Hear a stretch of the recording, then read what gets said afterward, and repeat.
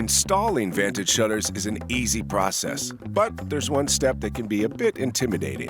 That's drilling the pilot holes for the shutters to attach to your house. Good news, this is easier than you think.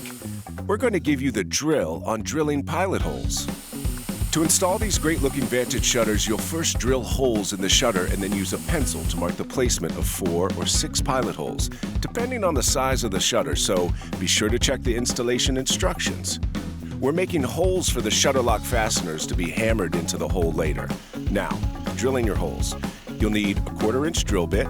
Use a measuring tape to mark off a 3 1/4 inch depth on your bit. You can get these anywhere, and even order them when you order your shutters through Lowe's.com.